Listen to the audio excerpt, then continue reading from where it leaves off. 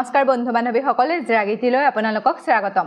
কৰ্মগতভাৱে Assam হিষ্ট্ৰীৰ MCQ বিলাক আলোচনা কৰি আছো। বৰ্তমানলৈকে আমি মধ্যযুগীয় অসমৰ কমতা ৰাজ্যৰ কিছু সংখ্যক ৰজাৰ বিষয়ে আলোচনা কৰিলো। আমি পাই আহিছো যে পিথু নামৰ এজন ৰজাই অসমত শাসন কৰিছিলে। তেওঁৰ সময়ত তিনিজন মুছলমান আক্ৰমণকাৰীয়ে অসম আক্ৰমণ কৰিছিলে। সেই সকলৰ ভিতৰত বক্তিয়াৰ খিলজী আছিল অন্যতম। ইয়াৰ পাছত সন্ধ্যা নামৰ অন্য এজনে শাসন কৰিছিলে। তেওঁ 1260 খ্ৰীষ্টাব্দত কামৰূপৰ পৰা ৰাজধানী কমতাপুৰলৈ লৈ গৈছিলে। সেয়েহে তেওঁ কমতাপুৰৰ বাস্তৱিক ৰজা বুলি কোৱা হয়। এওঁলোকৰ শেষৰ ৰজা আছিলে ইন্দ্ৰনাৰায়ণ। এই ইন্দ্ৰনাৰায়ণৰ সময়তে জিতাৰী বংশৰ এজন শাসক আৰিমত্তই তেওঁ খৰুৱাই কমতাপুৰ দখল কৰে আৰু কমতাপুৰত জিতাৰী বংশৰ শাসন আৰম্ভ হয়। আমি এতিয়ালৈকে কমতাপুৰৰ ৰজাসকলৰ কথা আলোচনা কৰি আছো। কমতাপুৰত শাসন কৰিছিলে কোনে? পিথুৱে শাসন কৰিছিলে। পিথু পাছত আহিছিলে সন্ধ্যাৰ পাছত আহিছিলে সিন্ধুৰাইৰ পাছত ৰূপনাৰায়ণ, সিংহধ্বজ, প্ৰতাপধ্বজৰ সময়ত কমতাপুৰখন দুটা ভাগত ভাগ হৈ গৈছিলে। এটা ভাগত ধৰ্মনাৰায়ণে শাসন কৰিছিলে আৰু এটা ভাগত দুৰ্লভনাৰায়ণে শাসন কৰিছিলে। দুৰ্লভনাৰায়ণে শাসন কৰা অংশটো কমতা ৰাজ্য আছিলে আৰু ধৰ্মনাৰায়ণে শাসন কৰা অঞ্চলটো গৌড় আছিলে। আৰু ইয়াৰ পাছত ইন্দ্ৰনাৰায়ণ নামৰ এজন শাসকে শাসন কৰিছিলে। তেওঁৰ দিনত সেই দুই ভাগ হৈ থকা কমতা ৰাজ্যখন পুনৰ লগাই দিয়া হৈছিলে। কিন্তু তেওঁৰ সময়তে এই জিতাৰী বংশৰ এজন ৰজা আৰিমত্তই তেওঁক আক্ৰমণ কৰে আৰু কামৰূপ দখল কৰে। তেতিয়াৰ পৰা কামৰূপত বা কমতাপুৰত জিতাৰী বংশৰ শাসন আৰম্ভ হয়। আজি আমি সেই জিতাৰী বংশৰ পাছত খেন বংশ আৰু খেন বংশৰ পাছত শাসন কৰা বাৰভূঞাসকলৰ বিষয়ে আলোচনা কৰিম। জিতাৰী বংশৰ শাসকসকলে প্ৰায় 2000 বছৰ কাল শাসন কৰিছিলে। তেওঁলোকে 1100 চনমানৰ পৰা 1440 চনমানলৈকে শাসন কৰিছিলে। কিন্তু এইটো গোটেই কমপ্লিট কমতাতে তেওঁলোকে শাসন কৰিছিলে নহয়। সেই যিজন আৰিমত্ত নামৰ ৰজা হৈছিলে, সেই আৰিমত্ত যেতিয়া ৰজা হৈছিলে তেতিয়াহে তেওঁলোক কমতাপুৰলৈ আহিছিলে। উল্লেখ থকা মতে 1100 চনমানত কাশ্মীৰৰ পৰা কিছুমান ক্ষত্ৰিয় লোক আহিছিলে আৰু আহি দৰঙত ৰাজধানী পাতিছিলে। আৰু সেই বংশটোৱেই হৈছে জিতাৰী বংশ। মানে কি হয়, এই যে আমি কৈ আছো সন্ধ্যা, ইন্দ্ৰনাৰায়ণ, ধৰ্মনাৰায়ণ, দুৰ্লভনাৰায়ণ, সেই তেওঁলোকে যেতিয়া কমতাপুৰত শাসন কৰি আছিলে তেতিয়া এই জিতাৰী বংশৰ ৰজাসকলে তেওঁলোকৰ সমসাময়িকভাৱে দৰঙৰ ফালে শাসন কৰি আছিলে। এতিয়াতো তেওঁলোকে কমতাত শাসন কৰিলে ন, সেইকাৰণে তেওঁলোকৰ বিষয়ে কমতাৰ ৰজাসকলৰ লগত আমি আলোচনা কৰিব লাগিব। তেওঁলোকে 2000 বছৰমান শাসন কৰিছিলে যদিও সকলোখিনি তথ্য তেওঁলোকৰ পোৱা নাযায় বা যিখিনি আমাৰ পৰীক্ষাৰ দৃষ্টিকোণৰ পৰা ইম্পৰ্টেণ্ট আমি সেইখিনি আলোচনা কৰিম। ঠিক আছে, আমি প্ৰায় 7জনমান ৰজাৰ বিষয়ে আলোচনা কৰিম। ধৰক 7জন ৰজাৰো গোটেইকেইজন আমাৰ পৰীক্ষাৰ দৃষ্টিকোণৰ পৰা ইম্পৰ্টেণ্ট নহয়, কিন্তু নামকেইটা মই কৈ যাম আৰু যিকেইজন ইম্পৰ্টেণ্ট সেইকেইজনৰ বিষয়ে আলোচনা কৰিম। ফাৰ্ষ্ট কুৱেশ্যনলৈ আহিছোঁ। জিতাৰী বংশৰ প্ৰতিষ্ঠাপক ৰজা কোন আছিলে? ৰামচন্দ্ৰ ওৰফে মায়ামত্ত, ধৰ্মপাল, জোঙাল বলহু, নীলধ্বজ। জিতাৰী বংশৰ প্ৰতিষ্ঠাপক ৰজা আছিলে ধৰ্মপাল। Next question. জিতাৰী বংশৰ ৰজা আৰিমত্তই কোনজন ৰজাক হত্যা কৰিছিলে? নীলধ্বজ, ৰামচন্দ্ৰ, চক্ৰধ্বজ, ধৰ্মপাল। জিতাৰী বংশৰ ৰজা আৰিমত্তই ৰামচন্দ্ৰক হত্যা কৰিছিলে। এই ৰামচন্দ্ৰৰ অন্য এটা নাম হৈছে মীনাংক। তেওঁ মীনাংক নামেৰে বেছি বিখ্যাত। সেই মীনাংকৰ মানে সিংহাসনখন মাছৰ আকৃতিৰ হোৱাৰ কাৰণে তেওঁৰ নামটো মীনাংক হৈছিল বুলি কোৱা হয়। আৰু যে তেওঁ হত্যা কৰিছিলে আৰিমত্তৰ দেউতাকে আছিলে ৰামচন্দ্ৰ বা মীনাংক। কি হ'ল, এইখিনিত এটা কাহিনী আছে। জন্ম হোৱা নাছিলে, সেই জন্ম নোহোৱাৰ আগতেই তেওঁৰ পত্নীক মানে গোভা ৰজালৈ পঠিয়াই দিছিলে আৰু গোভা ৰাজ্যতেই আৰিমত্তৰ জন্ম হৈছিলে। আৰু আৰিমত্তই যেতিয়া ৰাজ্য বিস্তাৰ কৰি গৈ আছিলে তেতিয়া শেষত গৈ মানে সেই তেওঁ দেউতাককো ৰাজ্য আক্ৰমণ কৰে আৰু দেউতাকক হত্যা কৰে। সেইকাৰণে এই আৰিমত্তক পিতৃসন্তা বুলিও কোৱা হয়। এই ৰামচন্দ্ৰক অন্য কেইটামান নামেৰেও জনা যায়। সেইকেইটা হৈছে প্ৰতাপচন্দ্ৰ, মায়ামত্ত আৰু মীনাংক বুলি এইকাৰণে জনা যায় তেওঁৰ যিখন সিংহাসন আছিলে সেই সিংহাসনখন মাছৰ আকৃতিৰ আছিলে। ৰামচন্দ্ৰ বুলি এইকাৰণে জনা যায় তেওঁ আমাৰ ভগৱান ৰামৰ দৰে আছিলে। তেওঁ বহুত সৎ সাহসী বা দানবীৰ আছিলে। তেওঁ সাহসেৰে সকলো কাম কৰিব পাৰিছিলে। তাৰপিছত প্ৰতাপচন্দ্ৰ বুলি এইকাৰণে জনা যায় তেওঁ বিশ্বনাথৰ ওচৰৰ কল্যাণগাম বা প্ৰতাপগড়লৈ ৰাজধানী নিছিলে। যিজন আমি মীনাংক বা ৰামচন্দ্ৰ বুলি পাইছোঁ তেওঁ ৰাজধানী ক'লৈ নিছিলে? বিশ্বনাথৰ ওচৰৰ কন্যাগাম বা প্ৰতাপগড়লৈ নিছিলে। সেইকাৰণে তেওঁক প্ৰতাপচন্দ্ৰ বুলি জনা গৈছিলে। আৰু শেষত তেওঁ ৰাজধানী মাজুলীৰ ৰতনপুৰলৈ নিছিলে আৰু সেইকাৰণে তেওঁক মায়ামত্ত বুলিও জনা যায়। যে তেওঁ মাজুলীত শাসন কৰি আছিলে, সেই মাজুলীত শাসন কৰি থকাৰ সময়তে তেওঁৰ পুত্ৰ আৰিমত্তই তেওঁক হত্যা কৰিছিলে। Next question. কোনজন ৰজাই ইটানগৰত ইটা দুৰ্গ নিৰ্মাণ কৰিছিলে? ৰামচন্দ্ৰ ওৰফে মায়ামত্ত, আৰিমত্ত, ক আৰু খ দুয়োটাই ওপৰৰ এটাও নহয়। ইয়াত 2জন ৰজাৰে ইটা দুৰ্গ নিৰ্মাণত হাত আছে বুলি কোৱা হয় বা এইবোৰ বিভিন্ন তথ্যত পোৱা যায়। ইয়াৰ আনচাৰটো হৈছে ক আৰু খ, অৰ্থাৎ ৰামচন্দ্ৰ ওৰফে মায়ামত্ত আৰু আৰিমত্ত 2জনে ইটা দুৰ্গ নিৰ্মাণ কৰিছিলে। Next question. কোনজন ৰজাই বৈদ্যগড়ৰ দুৰ্গ পুনৰ নিৰ্মাণ কৰিছিলে আৰু তেওঁ নিজৰ ৰাজধানী পাতিছিলে? ৰামচন্দ্ৰ, আৰিমত্ত, জয়পাল, ধৰ্মপাল।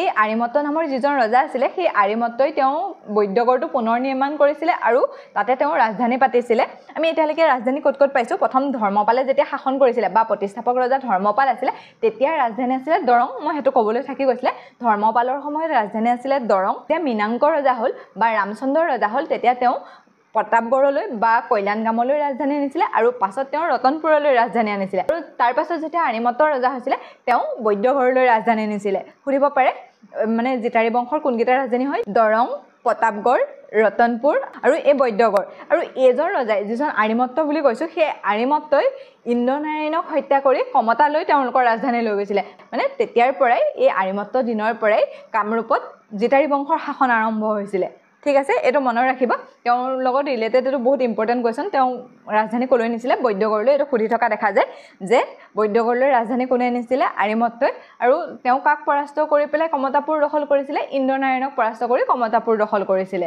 নেক্সট কুৱেশ্যন আৰিমত্তৰ পিতৃ কোন আছিলে ৰামচন্দ্ৰ জয়পাল ব্ৰহ্মপাল চুহুংমুং আৰিমত্তৰ পিতৃ আছিলে ৰামচন্দ্ৰ বা মীনাংক আমি এতিয়া পাই আহিছোঁ নেক্সট কুৱেশ্যন জোঙাল বলুৱা আছিল কোনজন ৰজাৰ পুত্ৰ জয়পাল ৰামচন্দ্ৰ আৰিমত্ত ধৰ্মপাল জোঙাল বলুৱা আছিলে আৰিমত্তৰ পুত্ৰ যেনেকৈ আৰিমত্তয়ো তেওঁৰ দেউতাক মীনাংকক হত্যা কৰিছিলে তেনেকৈ এই জোঙাল বলুৱাও তেওঁৰ দেউতাকক হত্যা কৰিছিলে এই জোঙাল বলুৱাৰ নামতো এটা বৰ্তমানো গড় আছে এইটো সুধি থাকে তেওঁৰ ৰাজধানী ক'লৈ নিছিলে তেওঁৰ ৰাজধানী ৰহালৈ নিছিলে জোঙাল বলুৱাৰ পাছতেই কমতাপুৰত জিতাৰী বংশৰ শাসন শেষ হয় আৰু তাৰ পাছতেই খেন বংশৰ ৰজাসকলে শাসন কৰে কাৰণ এই জোঙাল বলুৱা অপুত্ৰক আছিলে অপুত্ৰক হোৱাৰ কাৰণে ইয়াৰ পাছত সেই কামৰূপত বা কমতাপুৰত খেন বংশ আহে এতিয়া আমি খেন বংশৰ বিষয়ে চাম নেক্সট আহিলে খেনবংশৰ ৰজাসকলে 1440ৰ পৰা 1498 চনলৈকে শাসন কৰিছিলে এই খেনবংশৰ ৰজাসকলে বহুত বেছি দিন শাসন কৰা নাছিলে কিন্তু তেওঁলোকৰ এই শাসনকালটো আমাৰ কাৰণে বহুত বেছি ইম্পৰ্টেণ্ট হয় ফাৰ্ষ্ট কুৱেশ্যন কমতা ৰাজ্যত খেনবংশৰ প্ৰতিষ্ঠাপক কোন আছিলে নীলাম্বৰ চক্ৰধ্বজ নীলধ্বজ মৃগাংক কমতা ৰাজ্যত খেনবংশৰ প্ৰতিষ্ঠাপক বা খেনবংশৰ প্ৰতিষ্ঠাপক আছিলে নীলধ্বজ নেক্সট কুৱেশ্যন তলৰ কোনজন ৰজা নীলধ্বজৰ পিছতে তাৎক্ষণিক ৰাজপাটত উঠিছিলে নীলধ্বজৰ পাছতে চক্ৰধ্বজ সিংহাসনত উঠিছিলে আৰু এই চক্ৰধ্বজৰ সময়তে 1449 চনত মহাপুৰুষ শ্ৰীমন্ত শংকৰদেৱৰ জন্ম হৈছিলে সুধিব পাৰে কাৰ সময়ত জন্ম হৈছিলে শ্ৰীমন্ত শংকৰদেৱৰ চক্ৰধ্বজৰ সময়ত নেক্সট কুৱেশ্যন খেনবংশৰ শেষৰ শাসক নীলাম্বৰে কোন সময়ত ৰাজত্ব কৰিছিলে খেনবংশৰ শেষৰ ৰজা নীলাম্বৰে 1480ৰ পৰা 1498 খ্ৰীষ্টাব্দলৈকে শাসন কৰিছিলে এতিয়া আপোনালোকে খেনবংশৰ ৰজাকেইজন কোন গম পালেনে তিনিজন ৰজাই যে শাসন কৰি আছিলে বুলি কৈছিলোঁ নীলধ্বজ চক্ৰধ্বজ আৰু নীলধ্বজ প্ৰথম ৰজা আছিলে আৰু চক্ৰধ্বজৰ সময়ত শংকৰদেৱৰ জন্ম হৈছিলে আৰু শেষৰজন ৰজা হৈছে নীলাম্বৰ এই নীলাম্বৰ বোলা যিজন ৰজা আছিলে তেওঁ বহুত বেছি শক্তিশালী আছিলে তেওঁৰ সময়ত বৰনদীৰ পৰা কৰতোৱালৈকে ৰাজ্য বিস্তাৰ কৰিছিলে কিন্তু কি হ'ল সেই সময়ত বংগৰ নবাব আলাউদ্দিন হুছেইন শ্বাহে অসম আক্ৰমণ কৰে আৰু নীলাম্বৰক বন্দী কৰি কমতাপুৰ দখল কৰে আৰু যে আলাউদ্দিন হুছেইন শ্বাহে অসম আক্ৰমণ কৰিলে অসম আক্ৰমণ কৰি তেওঁ কি কৰে তেওঁৰ পুত্ৰ দানিয়েলক কমতাপুৰৰ শাসনকৰ্তা পাতে আৰু বংগলৈ উভতি যায় মানে খেনবংশৰ পাছতে আমাৰ কমতাপুৰত বংগৰ শাসকৰ শাসন চলিছিলে আৰু এইটো বহুত বেছি দিনলৈ চলিবলৈ নাপালে আলাউদ্দিন হুছেইন শ্বাহৰ পুত্ৰ দানিয়েলে অলপ কেইদিনমান শাসন কৰিছিলে আমি এতিয়া নেক্সট কুৱেশ্যনলৈ আহোঁ কোনজন শাসকৰ অগ্ৰসনৰ লগে লগে খেনবংশৰ শাসন অন্ত পৰিলে আলাউদ্দিন হুছেইন শ্বাহ নুৰছত শ্বাহ মিৰ জুমলা আৰু চুকাফা আমি এতিয়া পাইছোঁৱে আলাউদ্দিন হুছেইন শ্বাহে আক্ৰমণ কৰিছিলে আৰু খেনবংশৰ শাসন সিমানতে অন্ত পৰিছিলে অৰ্থাৎ নীলাম্বৰৰ দিনত আলাউদ্দিন হুছেইন শ্বাহে আক্ৰমণ কৰে আৰু কমতাপুৰত খেনবংশৰ শাসন সিমানতে সমাপ্ত হৈছিলে নেক্সট কুৱেশ্যন খেনবংশৰ ৰাজধানী কি আছিলে ৰংপুৰ কমতাপুৰ কামৰূপ নগৰ কোচবিহাৰ আমি এতিয়া পাইছোঁৱে খেনবংশৰ ৰাজধানী আছিলে কমতাপুৰ এতিয়া নেক্সট কুৱেশ্যনলৈ আহিছোঁ আৰু এইটো বহুত বেছি ইম্পৰ্টেণ্ট হয় গ্যাছুদ্দিন আলিয়া অসমৰ কোনটো বিখ্যাত মন্দিৰৰ লগত জড়িত এই গ্যাছুদ্দিন আলিয়া কোন এতিয়া জানিব লাগিব যেতিয়া নীলাম্বৰৰ সময়ত আলাউদ্দিন হুছেইন শ্বাহে অসম আক্ৰমণ কৰিছিলে সেই হুছেইন শ্বাহৰ লগত গ্যাছুদ্দিন আলিয়া নামৰ ধৰ্মগুৰু অসমলৈ আহিছিলে আৰু সেই ধৰ্মগুৰুজনে অসমত এটা নিৰ্মাণ কৰিছিলে আৰু সেই বিখ্যাত মন্দিৰটোৰ নাম কি সুধিছে এইটো আপোনালোকৰ কাৰণে বহুত বেছি ইম্পৰ্টেণ্ট হয় দেই এইটো কেইবাবাৰো কুৱেশ্যনত আহি আছে ফাৰ্ষ্ট আজান পীৰ দৰগাহ পুৱামক্কা পানবাৰী মছজিদ ৰঙামাটি মছজিদ গ্যাছুদ্দিন আলিয়াই পুৱামক্কা নিৰ্মাণ কৰিছিলে ঠিক আছে গ্যাছুদ্দিন আলিয়াই পুৱামক্কা নিৰ্মাণ কৰিছিলে আৰু তেওঁ কাৰ লগত আহিছিলে আলাউদ্দিন হুছেইন শ্বাহৰ লগত নেক্সট কুৱেশ্যন অসমৰ কোনখন চহৰত গ্যাছুদ্দিন আলিয়াৰ পুৱামক্কা অৱস্থিত অৰ্থাৎ মানে গ্যাছুদ্দিন আলিয়াই পুৱামক্কাটো ক'ত নিৰ্মাণ কৰিছিলে সুধিছে গুৱাহাটী শিৱসাগৰ হাজো যোৰহাট পুৱামক্কা ক'ত আছে আমি সকলোৱে নিশ্চয় জানো পুৱামক্কা আছে হাজোত আৰু এইটো ইম্পৰ্টেণ্ট দেই এইটো এৰিয়াৰৰ এক্সামত আহিছিলে লাষ্ট কুৱেশ্যন ইয়াছুদ্দিন আলিয়াৰ দৰগাহ হাজোৰ কোনটো পাহাৰত অৱস্থিত নীলাচল পাহাৰত গৰুৰাচল পাহাৰত কামাখ্যা পাহাৰত মণিকাৰ্ণেশ্বৰ পাহাৰত ইয়াছুদ্দিন আলিয়াৰ দৰগাহ গৰুৰাচল পাহাৰত অৱস্থিত